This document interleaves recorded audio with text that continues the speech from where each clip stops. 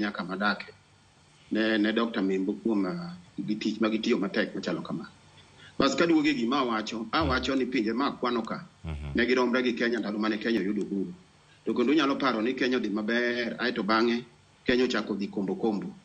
Ji odhi ochako dhi kombo nikech samoro en lack of hard work.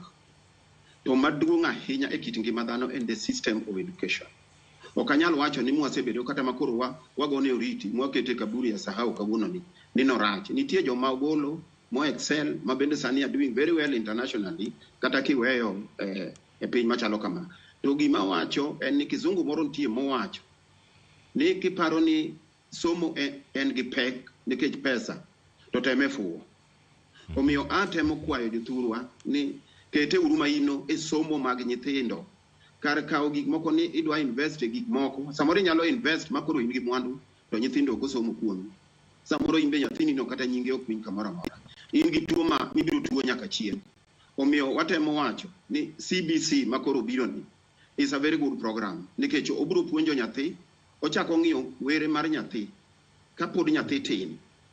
Ochalo gimiluongo ni technical education. By the way, en technical education in a way nikech o identify were ma nyathini go, to nyathini biro mana dhi gi wuodhe ni kata ko jawer to wer ni emodhi gadhiya nyaka chieng' obed ng'at moro makoro iwinjo e piny mangima.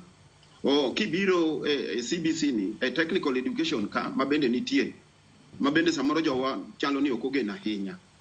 Ne gin gi gimiluongo ni CBC nochakore chon ahinya, ok en